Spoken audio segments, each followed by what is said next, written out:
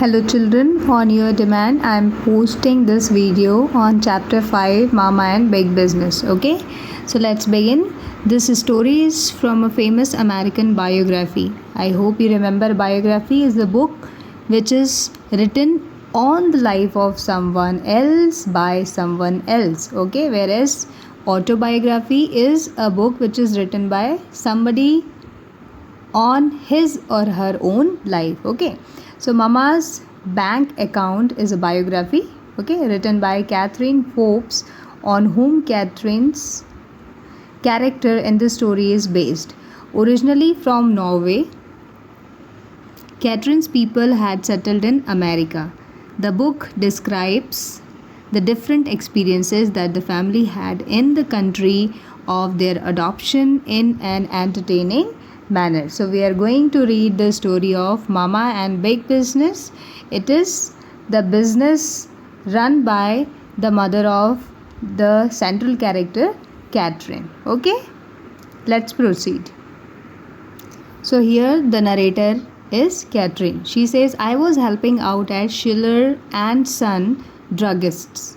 Okay, it is the store. Schiller went home to a hot lunch from 1 until 2 o'clock every afternoon. I was at Schiller's drugstore and telephoned Mr. Schiller's home only if a prescription came in. Okay, now here druggist means a person who is selling the medicines. Okay, so Catherine was working in Mr. Schiller's drugstore, the medical store, and whenever Mr. Schiller would go home for lunch, she would only give him a call if there is a person who comes with a prescription and if she is not able to understand. Okay, see the meaning is written here. Drugstore means it is a medicine store. Okay. Now Carmelita fell into the habit of coming by to visit with me during this hour. So whenever the owner of the shop would go home for lunch, that Carmelita, who is friend of the narrator, remember who is the narrator? Catherine, right? So Catherine's friend is Carmelita. Now Carmelita would come and visit Catherine only when the owner of the shop is not in the shop. Whenever he goes to take lunch, then Carmelita would come during that hour to visit Catherine. Now if a customer came in, suppose if a customer comes into the shop and Carmelita is in the shop, so what Carmelita would do? Carmelita would pretend to be buying a magazine. Then both of them, so here the narrator is saying we worked up quite a routine. So it was their routine that whenever a customer comes, Carmelita would pretend that she is not a friend, she is also a customer.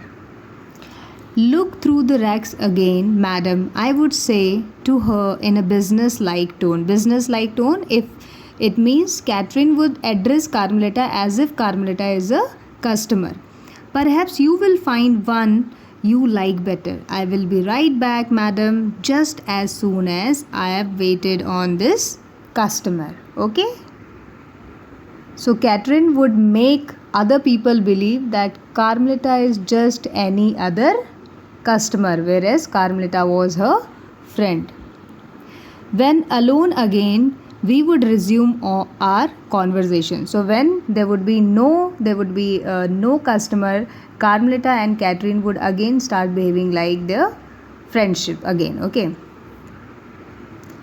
Leaning idly on the candy counter, Carmelita in front, I at the back. For the first week, we contented ourselves with gazing at the gorgeous display. Okay, so first week they were, as you can see in the picture, they were just looking at the display of the candies, choosing mentally in the kind of candy we would buy if we had $5. Okay, so they would choose mentally the kind of candy they would have bought if they would have money. Okay, sometimes they even spent the whole hour. Okay, so it is, see, sometimes the whole hour would be spent in this way. So sometimes they would at least invest their whole hour in the selection of the candies, and it is all they are doing mentally. Right now they do not have any money and they have not yet purchased anything. Okay, always though our imaginary purchases contained a majority of Hoffler Centennials. Okay, what are they? They are kind of candies. Okay, the chocolates. They were Carmelita's favorite as well as mine. So these chocolates were favorites of both the girls. Why were they favorite? Later on they have described it. See, creamy, delicately flavored, one perfect chocolate in a brown cardboard box. Okay, so it was creamy flavored, that is why both of them liked it. Other candies might be larger. Other candies may be larger than this, but they especially liked this one. So other candies might be larger, we conceded. Here conceded means both of them agreed. Okay, so other candies might be larger, they agreed, might give you more for your money, but there was something so interesting about this particular chocolate. So they say that it was so rich and satisfying about the Centennial's expensive elegance. So they especially liked this chocolate. If Carmelita or I owned a coin, we would buy one and share it. So they are just planning. Right now they do not have a coin. So they are just thinking if they would have a coin, they would buy it and share it with each other. I would honestly add the coin to the cash register. If we didn't have a coin, we would just stare at the chocolate. So they did not have coin. So right now they did not have coin. So they are saying we would just stare at the chocolate if we didn't have a coin. But not for long. So every day when they were looking at the chocolates, same chocolates, tempting, both of them loved those chocolates. So it was not very long that they kept their honesty of just looking at the chocolates. So what did they? Let's see. But not for long. One day, we took 2 whole Centennials out of the case and ate them. So they took out 2 bars of chocolates and ate it. Through cunning ways, we found a way to deal with our consciences. How they dealt with their consciousness, they made themselves understand by saying, let's see on the next page. See, first we said to ourselves, no one will miss 2 little old candy bars among so many, will they? So they are just trying to satisfy themselves by saying that nobody is going to see if only 2 bars are missing. So this was the first time when they tried to steal it without keeping any money. Then we said, didn't I work overtime almost every day without any pay? So I deserved an extra treat. Then we said, didn't Carmelita devote her time to coming up and staying with me? So all these arguments they made only to make their conscience understand that they are not doing anything wrong. Okay? So of course, Mr. Schiller was old-fashioned and probably won't accept his clerk having a friendship during working hours. So that is why Catherine would never disclose that Carmelita would come and be with her for an hour. But what if there was a robbery? So now see, there is another thought they are saying. If there is a robbery, what would happen if Carmelita is present while there is robbery taking place? Certainly, it was far safer that the 2 of us were there in the store together. If a robber came in, Carmelita would run for a policeman and I could pretend I didn't know how to open the cash register. And this is how both of them can plan and do what? They can save the money and the shop. So this is the argument both of them made when they first took up the first bars of chocolates. We comfortably decided that Carmelita was an insurance for Schiller's drugstore, and it was only right that she and I should be paid one, maybe two Hoffler's centennials daily, right? So that is why they decided that it's okay to steal the chocolates. Let's move forward. However, there was a problem. Let's see what was the problem. Where to put the empty chocolate boxes, because if they put the boxes in the dustbin, they would be discovered. So let's see what they did. We couldn't put the empty boxes into the waste paper basket because Mrs. Schiller had a peculiar habit of inspecting that at every opportunity. Okay, peculiar means a strange habit. So Mr. Schiller's wife, Mrs. Schiller, would, whenever she would come, she would just search in the trash. Okay, so then if they put the empty boxes there, they would be discovered.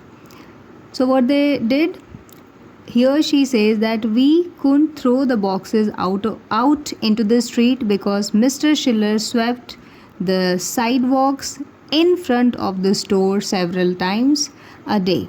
So there he can discover it, and we didn't want him to start wandering at the sudden and brisk sale in candy. Okay, so they did not want him to understand that how come everybody is buying the same kind of candy. So that was also some problem for them. So let's see what they came with.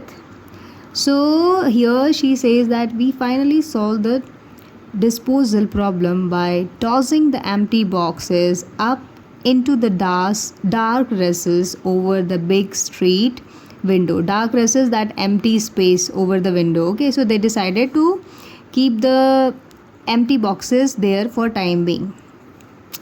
A perfect hiding place, they thought. Okay, they thought that it would be a perfect hiding place. So a perfect hiding place, we assured each other. Perfect, that is, until the Saturday the window dresser came. Okay, so until Saturday the window dresser came, it was a perfect place for the empty boxes to be hidden. Let's move on page 49. So window dresser came to change the window decoration and climbed up to the cubby hole to get the pink crepe paper he had stored there the month before. So that person came and he went straight to that hole where they have kept all the empty boxes. Now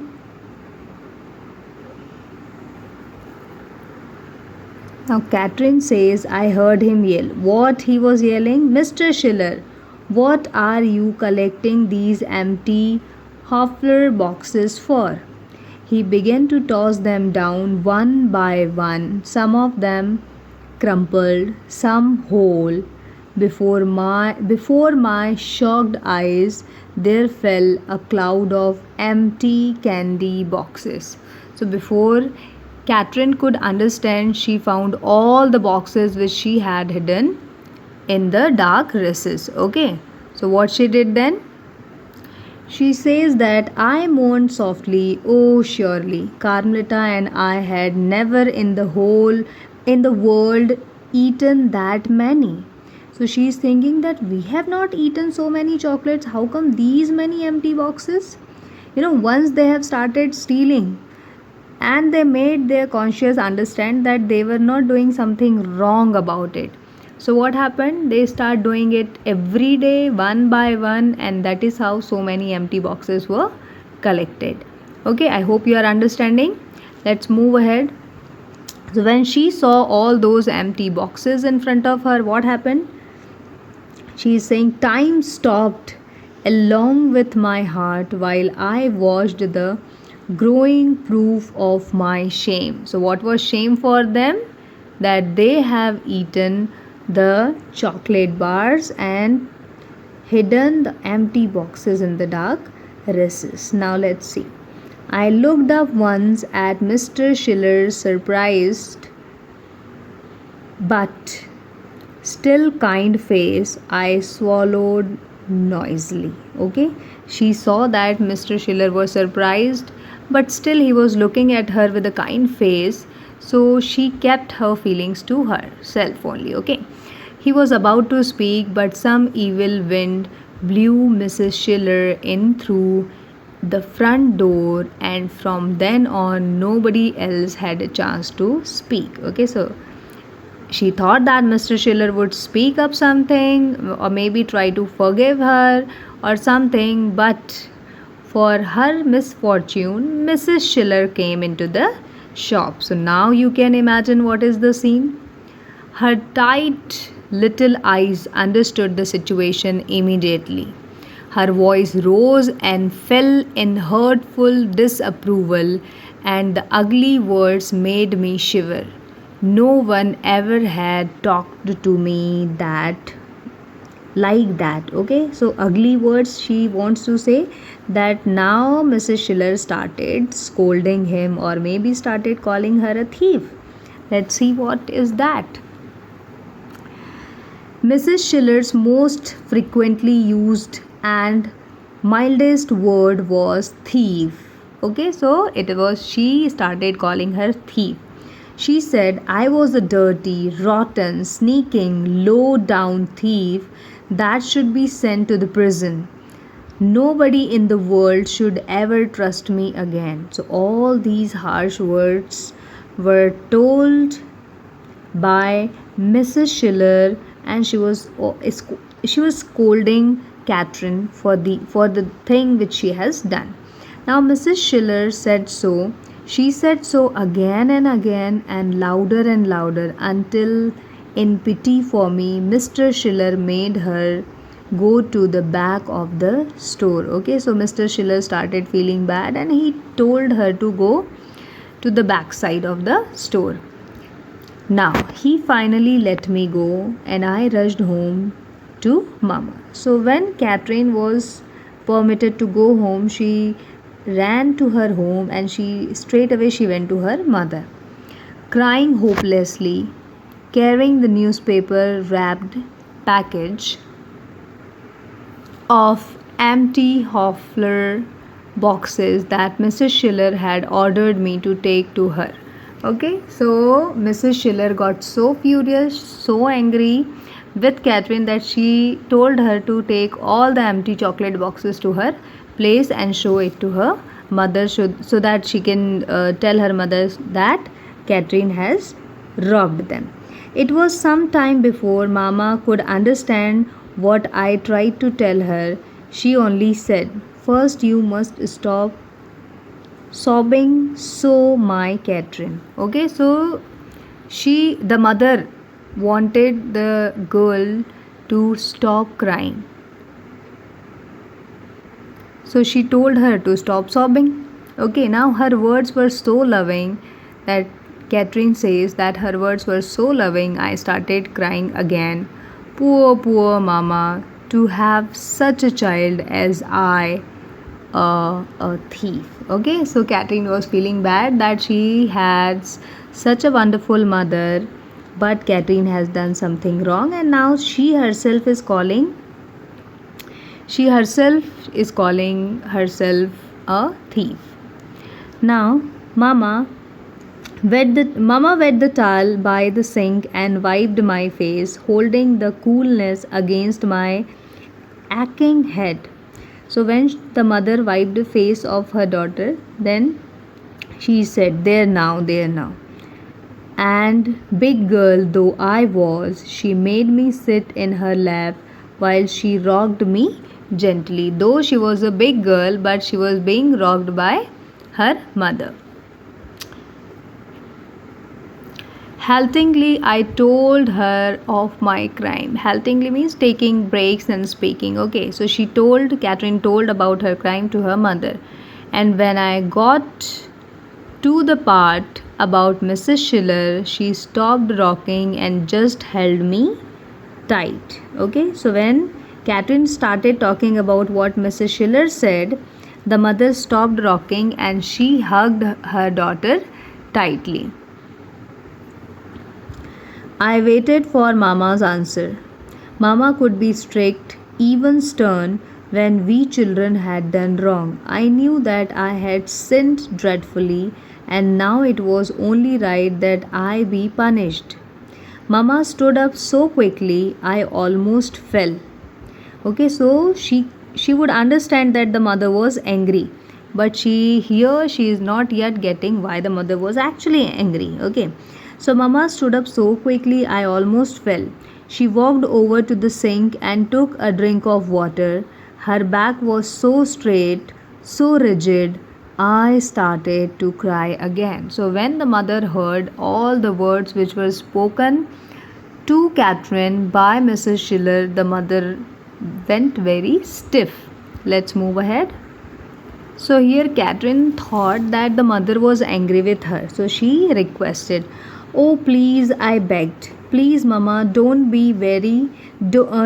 you be angry too." Okay, so she said, "Mrs. Schiller was already angry. You should also not get angry with me." She turned and hurried to me, took my shaking hands in her hands.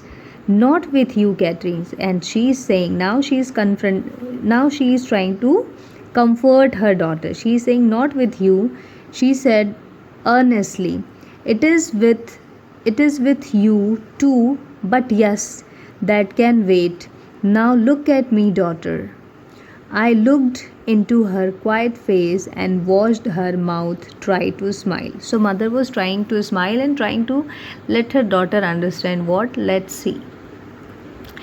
"This is important, my Catherine. Perhaps I cannot explain it so well, but you must not ever feel here. She touched me in your heart." Okay, so the mother touched the heart of the daughter and then she tried to make her understand that you are what you said. Okay, so this is important, my Catherine. What perhaps I cannot explain it so well, but you must not ever feel here in your heart that you are what you said, a thief, a bad girl. Okay, so remember who called her a thief and bad girl? Mrs. Schiller. So the mother wants the daughter to understand that her daughter is not a thief, she is not a bad girl. Then Catherine says, "But Mama, I did take them," and Mrs. Schiller said. Okay, so she here is accepting her fault. Now the mother says, "Catherine, believe me, you are not a thief. You are a good girl." I shook my head. "You have been foolish." Yes, she was foolish to think that nobody will ever be able to discover where they are keeping the empty boxes. So she says, "You have been foolish. Yes, you have done wrong, but no great wrong. You are still so young, so greedy for sweets, as all young things are." "Mama, you just don't understand," Catherine says. Then her mother replies, "But I do. That is why." And Mama's laugh rang out suddenly, richly. Now when the mother was laughing, it was, strange for Catherine. So she says that I stared at her. "Mama, you laughed as you must laugh, daughter." Why were they laughing? You can also laugh on this, that both of them were eating chocolates every day and they were trying to hide the boxes inside in that dark recess, and those foolish girls were thinking that nobody will ever get to know, right? That is why the mother was laughing. So she says, I lowered my head, "But Mama, I am so ashamed." Here Catherine was feeling bad for what she has done. "It's good to be ashamed," Mama said briskly. Briskly means quickly. "That makes it sure you will not do such a thing again." "But cannot you see, Catherine, that with the shame and the sorrow there must also be the saving laughter?" What was the laughter? Can you tell me? The laughter is the friends thought that they will not be discovered. So But Catherine is upset, so she's just saying, I think so. Now, the mother says, listen, daughter, let me tell you why I laughed. When your father and I were to marry, he lived with Aunt Jenny. Once she made a fancy cake and piled it high with rich white frosting. I was young and I had never had enough sweets. Mama's eyes grew wet as she remembered. Okay, why Mama's eyes do? Can you say why the mother's eyes? They were getting wet because any childhood memory. It's any childhood memory when you recall when you are young or when you become older with the time. It makes you emotional. Okay, so Mama's eyes grew wet as she remembered. She says, I kept tasting the frosting, sneaking into Jenny's pantry for just one more bite and one more bite until, oh, Catherine, until I'd eaten every speck of frosting on that cake. Okay, so when mother heard that her daughter has done something like that, maybe she recalled that incident and she was laughing all loud. Both Mama and I burst out laughing. I leaned against Mama, relaxed and comforted. Mama touched my cheeks. So smile now, the mother says. Okay, so smile now. This thing you have done is not the end of the world. Not the end of the world. Let your heart not call you a thief. Okay, then the mother is saying that this is not the end of the world. Don't let your heart call yourself a thief. I nodded. So Catherine nodded. But wasn't I? Then still she was thinking deep in her heart that was she a thief? Because she still accepts that she has eaten all the chocolates with her friend. So the mother is explaining, you were foolish and you were very naughty and you must pay for the candy you ate, but you are not bad. Then she says, no Mama, I am not bad. Good. Now peel the potatoes for dinner and set the table.